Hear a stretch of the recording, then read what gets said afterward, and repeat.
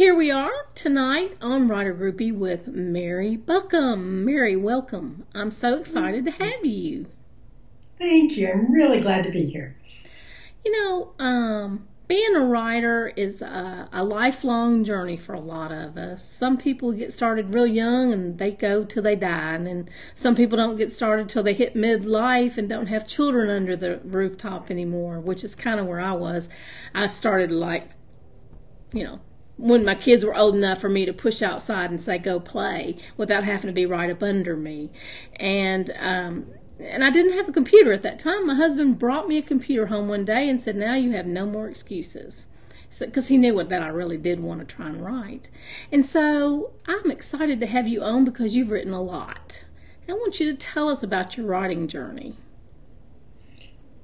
Well, I'm one of those writers that started at that wrong time, which means can't remember if it was, 5 kids under the age of 8 at home. Oh my goodness. So this is not something I recommend for everyone because thinking is at a premium. I had to clarify with them my need to not be interrupted and only interrupted for blood loss. Or something very vital. Well, then I had to redefine that to be copious amounts of blood loss. So that they were very, very clear about what it took to write. So what I did was I so wanted to write that I borrowed my neighbor's 4 children and I brought them over to my house for the most part of the day. And that meant I had 9 children underfoot because they were all under the age of 8. So I had 9 kids under the age of 8. And when I sent them home, it was relatively quiet. It was amazing how much work you could get. It's like they're gone, the noise level went down. It went down to the normal, but when the normal was raised up to this volume, it made it a whole lot easier. And I never thought of myself as a writer. I grew up in a family of creatives, of artists, visual artists. And they were amazing. My mother was an art gallery owner, and before that she was doing artwork on a regular basis. My father was a museum director, and he did copper on enamels. My siblings all seemed to be able to create things, and I couldn't even draw a stick figure. So I thought, growing up with them, that writing was just something that helped you do term papers and make resumes, and I did not understand the power of it, or even that it was a creative pursuit. So it took until I was an adult, and I even married an artist, to realize, and he was the one that actually told me that writing was creative. Writing was art. Yeah.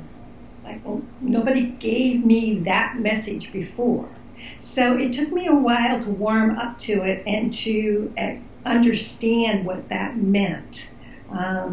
We always hear about those writers that write their first book and then they get published, and isn't it wonderful, and they go on to fame and fortune. We hear about that because it's such an exception. That's true. I have to agree 100%. It definitely is true. Yeah. The average writer starts and stops and starts and stops and goes down one road and steps back and goes down another road and finds out where they belong. One of the biggest challenges, I think, for writers, though, is that they assume that the end goal is to get published. And it's not.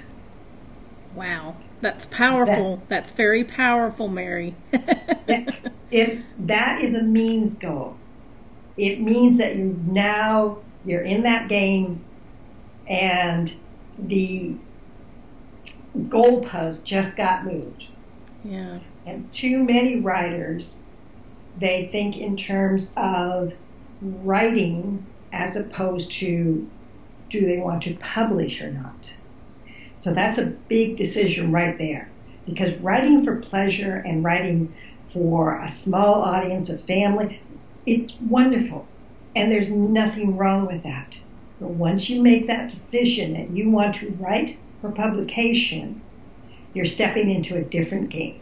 It was as if you're on the playing field and all of a sudden they moved the whole playing field and you're over here now.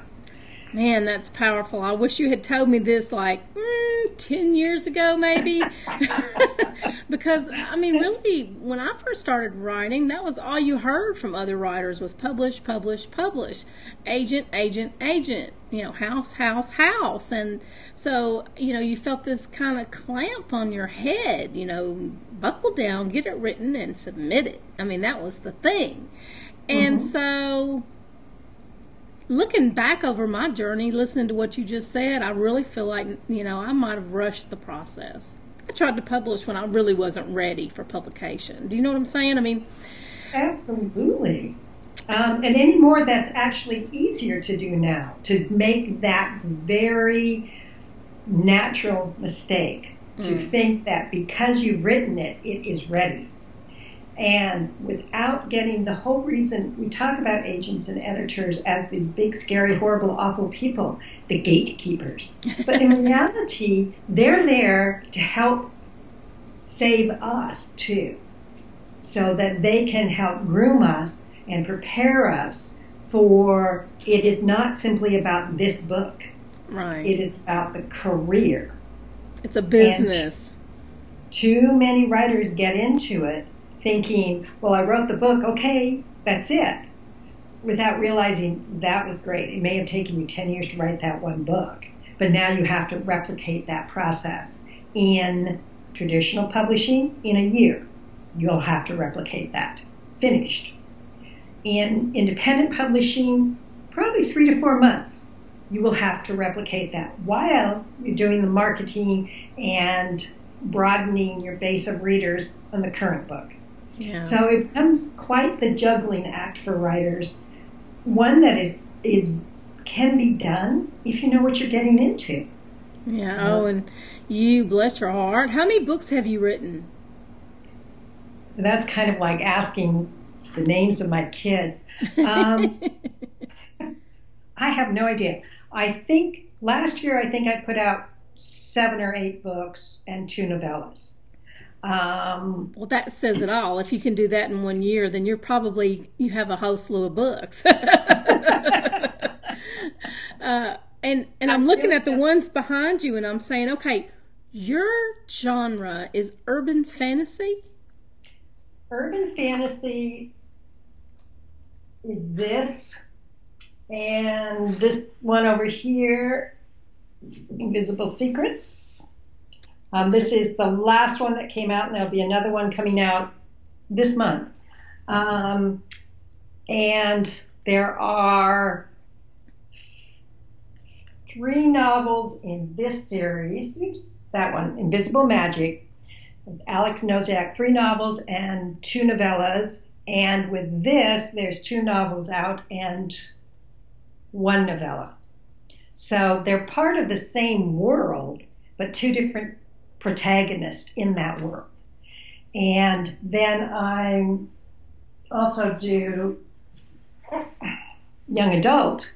Ooh, I like young adult. It is a time travel, sci-fi, action adventure with a female protagonist. So there's 3 books in this series, and that came out last year. Oh, wow, that looks fantastic. I have not had the pleasure to read any of your books yet. I hate to say that live where people are going to witness it, but it's the truth, and it's exciting to see all the different books you have, because now I have a whole new regime of books that I can explore and discover. So I'm really excited. I'll be able to go out and find those books and devour them, and I just can't wait. Invisible Prison, which is the first novella that starts off the series, is free now, so that's where I'd start with. It's Invisible Prison. It's short, sweet, very fast. The next book in the series is Invisible Magic, and through this week, it's Tuesday, through this week it's on sale for 99 cents. So it's a good time to dip your toe into the awesome. I'm excited. Yay. I'll go out and fill up my Kindle with Mary Buckham books. There's a 12-step program afterwards, though. I'll have to remember that. That's good. Well, listen, so, I know you do the young adult and you do the urban fantasy series. You also write nonfiction. And I'm curious to know how difficult it is for you to switch hats from nonfiction to fiction, or the other way around, whichever one you work most in. I find it very easy to switch hats. One of the reasons I got into writing nonfiction is that back in caveman days, that was one of the ways to get in front of other writers. Let them know who you are. Teach them something. And I love learning. I'm excited about learning, and I love sharing what I have to learn. And somewhere between my second published book and the third one that was due to come out, I'd set up a bunch of workshops to teach and that type of thing, online and live in person. And the publisher pulled the plug on that particular series. So I was left with these classes to teach, and come to find out, people seem to like them, because I tend to approach subject matter in a non-traditional way. You're making me excited. I wish I had the opportunity to go and be a part of one of those. I look to see where you're going to be, and you're not going to be close to me, so I might have to make a trip sometime. Well, right now, in the Writing Active Setting series, there's 3 ebooks out. They're short, they're sweet, they're to the point. And one of them is 99 cents this week. And I would really have to go and check out Amazon and what all they have in your name. But my approach to teaching is how to work with what you're writing, not with what I'm writing, but how to make it so that you understand the concepts for what you want to write, not what I want to write. And too many times, particularly in live workshops, we get involved in situations where a teacher is telling us, you got to do it this way, without realizing you may not be writing what they're writing, and what they learned works for what they're writing. So what works for a thriller is not going to work for women's fiction. Right. Some things do, but some things don't. So that has always been my approach towards teaching and towards reading.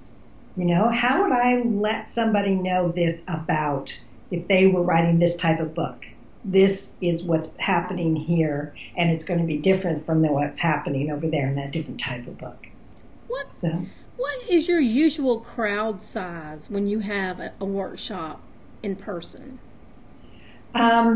The plotting workshops that I'm offering this year, I limit those to 12 because I literally sit down with every participant and I work through their story or their 3-arc series or 5-arc series or whatever it is they're trying to accomplish. So 12 people is about as much as I can do in 2 days, while teaching the information to the group, but also breaking out one-on-one with each of these people.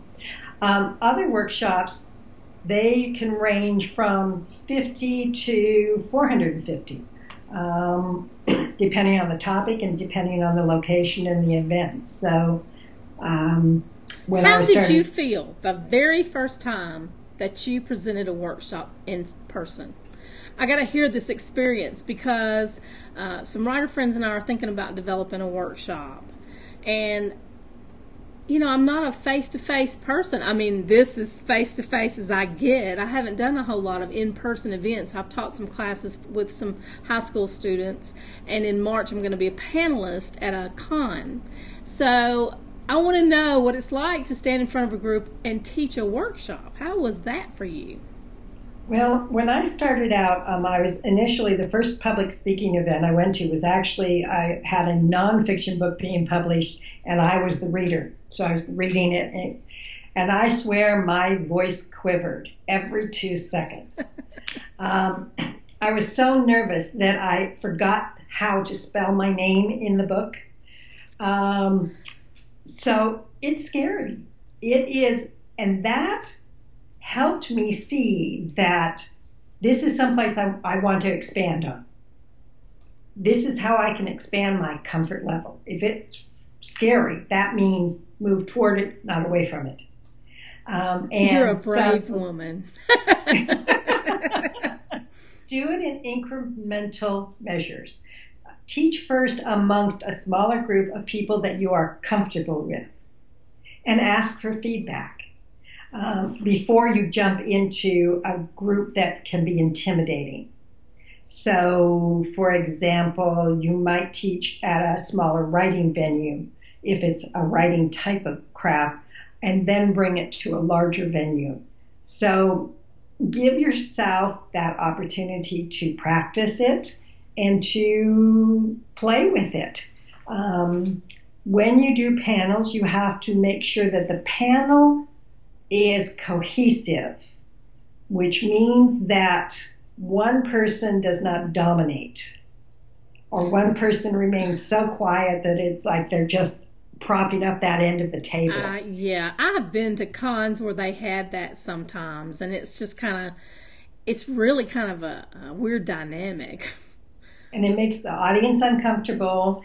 But if you are working with a group and you're giving a workshop that you can literally hand off and say, so-and-so is the one who can really speak to that question, or you'll want to hear what so-and-so here has because she experienced that or he experienced that firsthand. So my philosophy is, all boats float. So the more that you can work with a group and work with other speakers that can help you and you help them, the better it is for everyone. Yeah, I think there's a lot more education and involvement when you do it that way too. So that's great advice. And you must be a powerhouse when it comes to doing a workshop. I really am going to have to hunt you up in person. I mean, man, I can't imagine. You do plotting workshops, and you said that was really the gamut, whatever somebody was planning on a book, whether it was a series or whatever. So and you do all that in 2 days? My goodness. Yeah. What we did, I worked with Dianna Love, and she's a New York Times author, and we created this book that has a series of templates in it to help commercial fiction writers understand what it means to plot a novel. And you can use it either before you sit down to write a book or afterwards to find out, do you have what you need in all the right places in your story? Because both Dianna and I, after we wrote the first book or the second book or the third book, she was running a Fortune 500 company. I was working full time and had 5 children. We had to find ways so that when we had time to write, we might write this chunk or that chunk. It might take a whole year to write a book simply because we didn't get that much time in a year. Right. So there might be 6 months between that last section and the next section. So we had to have a cohesive way to replicate the process in as short a time period as possible. To the point that, and the more you do that, the more you can plot a book in a day or 2 days. Wow. Dianna and I, even now, we'll get together, we'll fly she's in Atlanta, I'm outside of Seattle, and we'll fly to someplace like Denver or Chicago or someplace in between, sit down, and we'll plot 5 or 6 or 7 or 8 books in a couple of days. Because we get in, create the outline, create the structure. Don't write the book. We plot the book. So when we leave, we've got a roadmap as to what the story is. And if we get into it, we know where to change the story or tweak it or do what needs to be done to it. That's exciting. That sounds like, you've got all the answers for those of us who are the kind of pantser writer. I am trying to make 2015 be my year of the plot line, because I can write pretty well pantsing around, but I'm telling you, the older I get, the more I realize I need more structure in my life. Well, here's what I always say to my groups. If you're a pantster, honor your process, all right? Write it whatever way works for you, and then use some kind of a system that will help you revisit. Because the biggest challenge for pantsters is you end up with this big thing, and then you have to hack down to the core story. Mm-hmm. So this really helps people say, oh, I forgot that whole section in the book. Or the motivation did not carry from here to there because I got intrigued with the secondary character or the subplot or the secondary plot. And so you spend a whole lot of time that's thrown out. Yes. But if that's what you need to do, I have plotted, I have pantsed, I have something in between. Simply to know different stories require different approaches. So never beat yourself up for your approach, but find tools that will maximize your approach so that the time that you do allocate and have to write is used more effectively. Wow, that's great advice. Well, and I love the process. I love the creation phase, coming up with the characters and, what's going to happen and, what the first, complication is going to be and so forth. I love the whole process. I don't like it when I run into a roadblock, though, that I didn't foresee. I write myself into a corner or whatever. That can be kind of hairy, but then again, you have to really love putting your characters through everything you can throw at them to get them out of the corner you've painted them in. And so, the whole journey, it's just a fabulous thing. And you, with all the things that you do and the way you've written so many books and everything, you're just a wealth of information. And I know that there are aspiring authors out there listening and watching this video who want to know your best piece of advice. My best piece of advice is know what it is you want to achieve with your writing. If it is for publication, then start treating it as the business that it is. Start treating it as give yourself your own deadlines, give yourself your own structure. No one else is going to give you permission to be a writer. No one else is going to give you permission to be published or not. It is all up to you. You have all the power as long as you don't keep giving it away and waiting for someone else to tell you you're worth it. Great advice. I have enjoyed having you on my show so much tonight. You've just made me just want to go and write.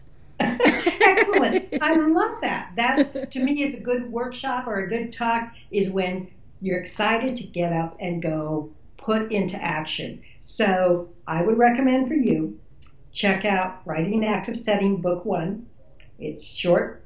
I think it's $1.99 or 99 cents. I don't know. It's one of those things, but it's on sale this week.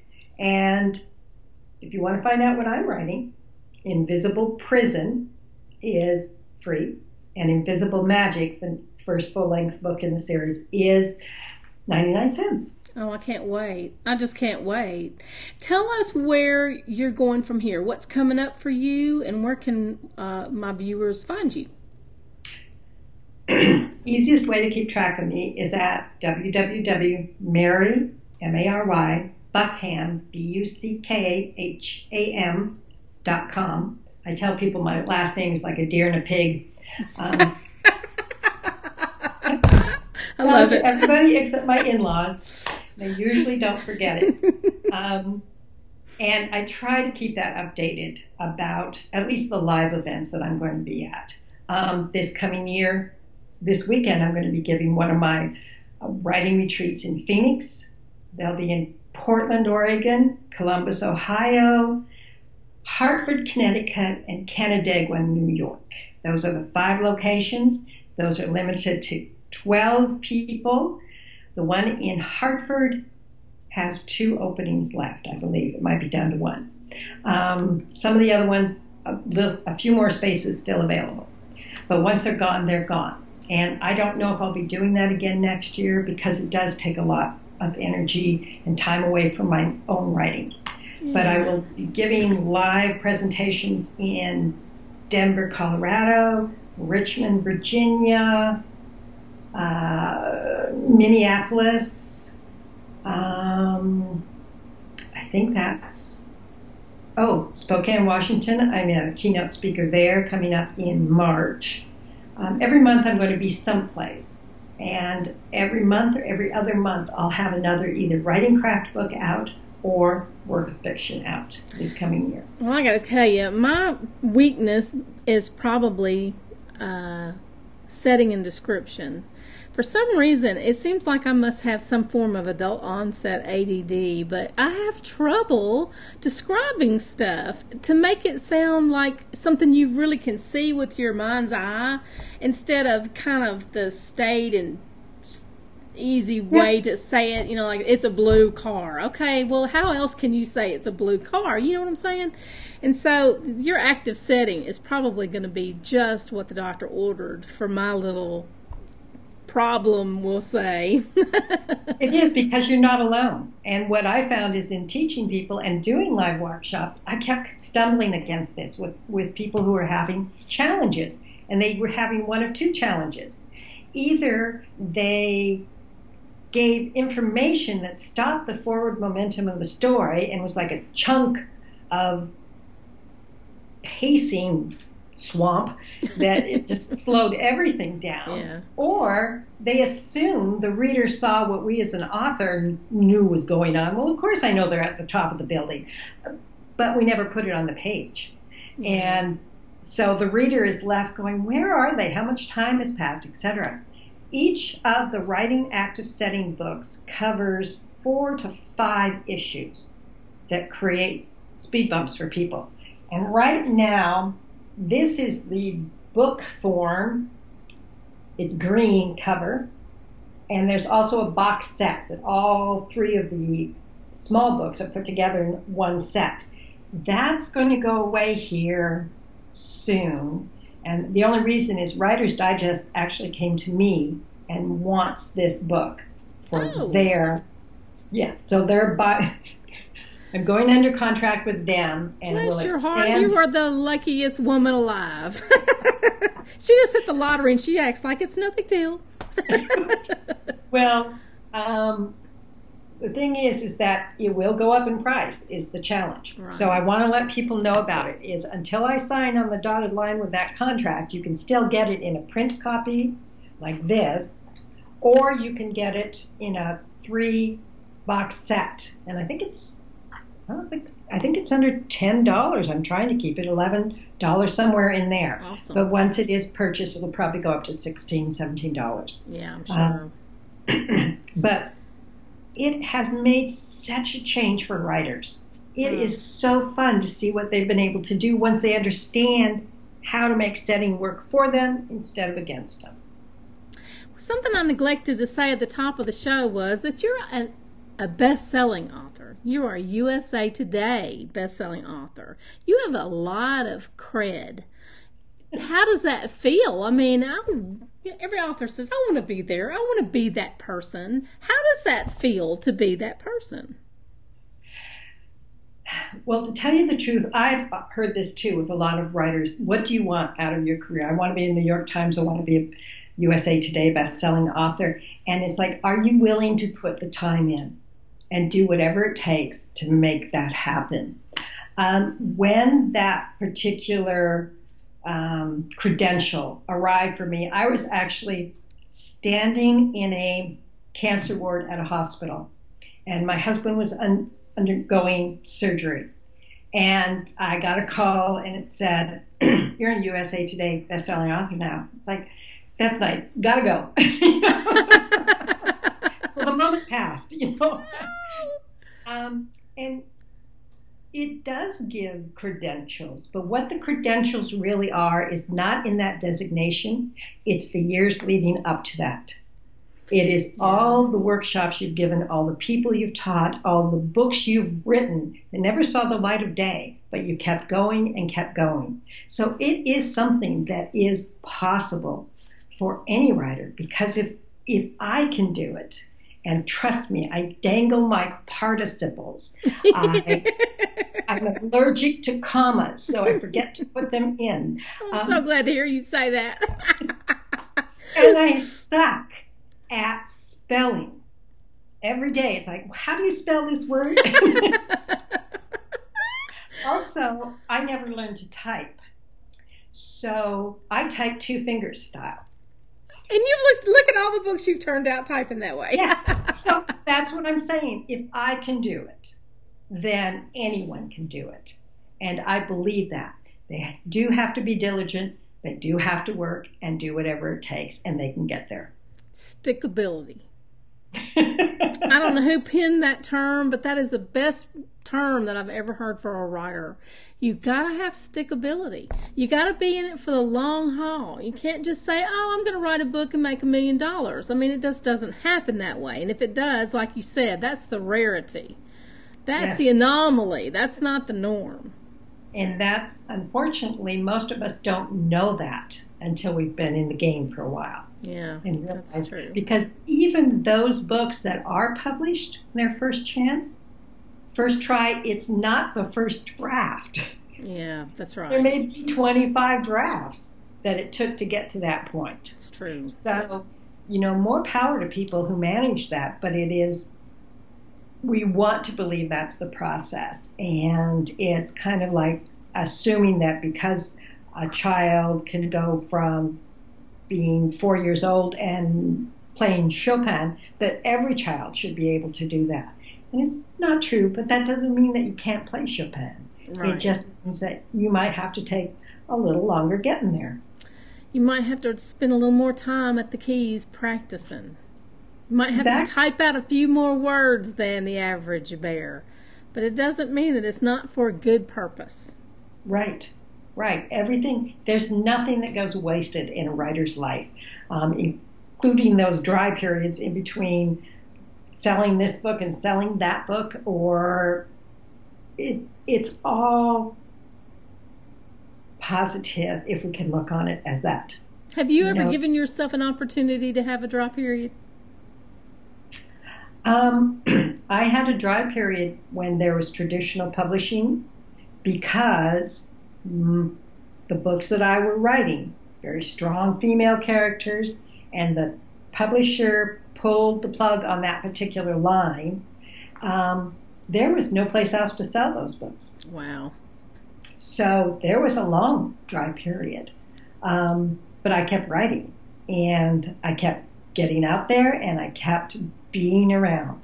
So it was the best thing that could have happened to me, because then... Well, good. Because, we do go through dry periods, whether you're traditionally published, independently published, self-published, or whatever. I mean, sometimes I feel like the well has gone dry. I'm run short of ideas, and I have to back up, and I have to just take a break. And I have to let things gel again. To be creative, we have a well, and it can go empty. And the more books you write, the easier it is to have that happen. And we have to discover what generates passion and enthusiasm and excitement for a story. And particularly if you're writing a series, sometimes it's like, I'm done with this. Mm-hmm. I'm ready to move on. My first book that was ever published, the process took so long to get it published. I wrote it, got it to an agent. After going through several agents, finally found an agent that loved it. She started submitting it, found an editor who loved it, and then she wanted to rewrite, so I rewrote, and then she wanted another rewrite, so I rewrote. And I finally sent her a postcard that said, hey, Mary Buckham here. And it was one of those that you could I made a little checkbox so she could just check it and send it back to me. Yeah. And it was, I know who you are. I don't ever want to speak to you again. Or, are you aware there are laws against stalking? And third, I'm still interested in the manuscript.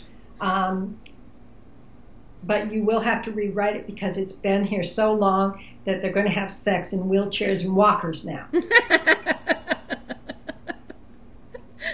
I mean, what was I going to lose? It had been there between the time I wrote the book and by the time it was published. Well, she did call me 2 days later and gave me, we'd like to buy this book. But it was 5-6 years. And then they Wow. wanted to build on that. And it was like, I couldn't even remember who those people were. Oh my Uh, goodness. I can't so, imagine. yeah, and they wanted me to keep writing that kind of a story. But as a writer, I had already moved on. Right. So, Did you back up and try and get back into it again, or did you just start from scratch, or? I've been continued to write, and that was the challenge. Is I did not wait on just that one editor. I continued to write books because my goal was to write more active female protagonists, and so they had a publishing line available through that publisher, and I asked if I could submit to that line, and she said, "No, you have to write this kind of book again."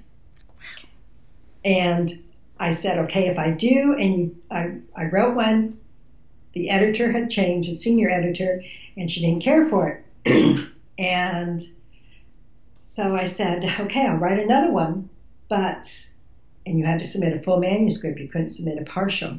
Said, if I do, and she doesn't take it, will you look and see if this other book that I want is okay for the other line? And she, the junior editor said, okay, fine. I wrote the book. It did not work for the senior editor. She came from a historical background, and I write like a thriller writer. Yeah. The pacing was too fast. The action was too aggressive. It was not fitting her version and vision of what she saw the line going. Wow. So I went back to my junior editor and said, will you look at my book? She looked at my book and she came back and she said, it doesn't work. And I said, why not? She said, well, it has too much action, it has female protagonists, and there's no love story. And it's like, have you read this line yet? Well, no. Okay. Why don't you read 2 or 3 books? And I gave her some recommendation, and then tell me it doesn't work. And she went home that weekend, sweetheart, she went home. She read 3 or 4 books. She called up Monday and said, I want to buy it. So not only I want to buy it, but I want to buy 5 of them. Oh my gosh. It was, I knew better than she did what her publisher was publishing. And that's where, from a author's perspective, you have to know what you're doing. Got to do your homework. Yes, and don't take no as a flat end of all things. As my husband always said, a no is just one step closer to a yes. That's the truth. That's good advice. You have a smart husband. Mary, it has been fantastic having you on Writer Groupie tonight. I just appreciate you coming on so much, and I hope you'll plan on coming back. I would love to have you back on again. I could just listen to you talk forever, but I know that YouTube only has a certain limit of space that they'll let me upload a video to. So, but yeah, I'm excited. I am so pleased to get to know you. I'm thrilled to death to get to know your books, and I want you to come back. I want for you to, I don't know, come back and let's talk maybe a workshop idea. Teach me how to do a workshop.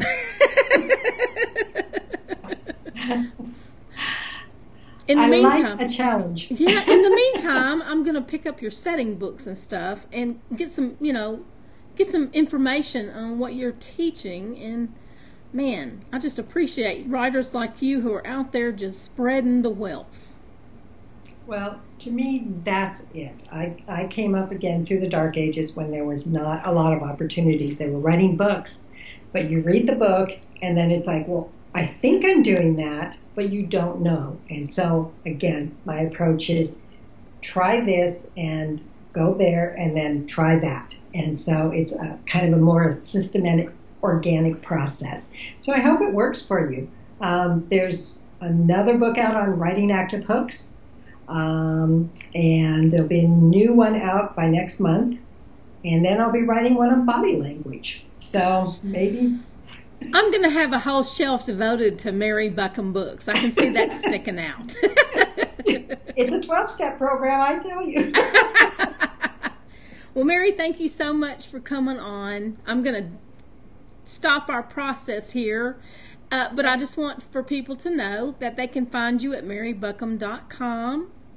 And if you're a writer, please plan on picking up Mary's books because you need them.